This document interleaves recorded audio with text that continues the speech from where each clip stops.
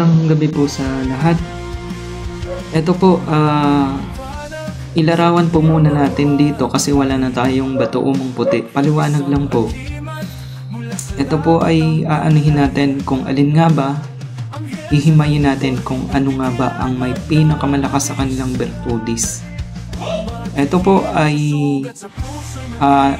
ako po nagkita nito yung sa sinasabi kong sa gagamba o sa dahon na nakadikit po.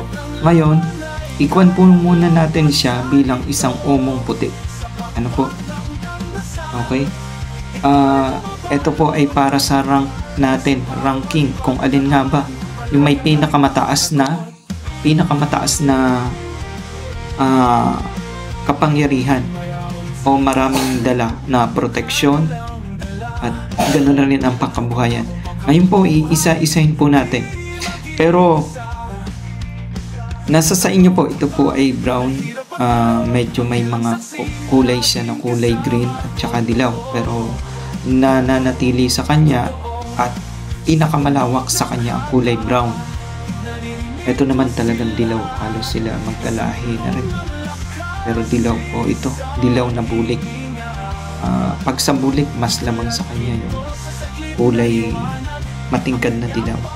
Ito naman po ang bato umong itim at kilala po natin ito pagdating sa galing, sa bala. Po? So, ito po yung green, bato umong green na matanda na. Kasi wala na rin po dito ang bato umong green, pero tingnan ko rin po. Yun lang po. Bali, palitan natin yung umong itim na medyo brown kasi. Itong ipalit po natin. At dito, isa-isahin po natin kung alin nga po ba ang magtatapwan sa kanila. Sa palagay nyo, kayo po ang tatanungin ko po. Pwede nyo pong i-share po ito at yung iba makapag-comment rin.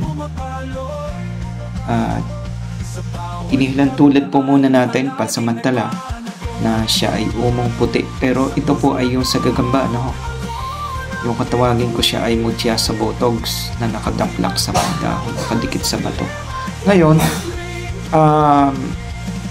sa sunod ko pong pagbibideo, ando na po, ibibigay na po natin ang bawat tinataglay ng mga bato umong bulik.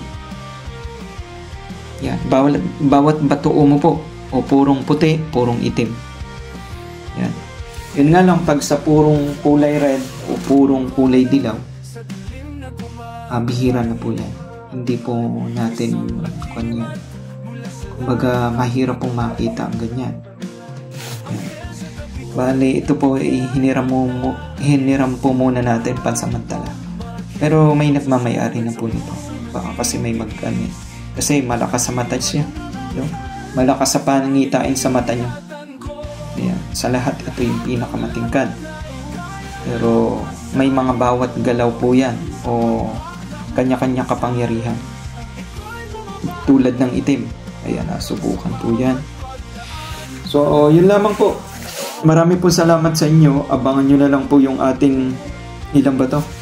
1, 2, 3, 4, 5, 6 po. 6 na iraranking natin kung alin ba ang magiging top 1 sa inyo mga puso. Alin po ba ang magiging top 1 sa inyo? Ito po yung green na matanda na, kumbaga antik na. Ayan. Palagay nyo po, antayin ko na lang po rin ang inyong kasagutan. Bali, wala na tayong umong puti, kaya ikinumpara po muna natin ito. Yan lang po. Salamat.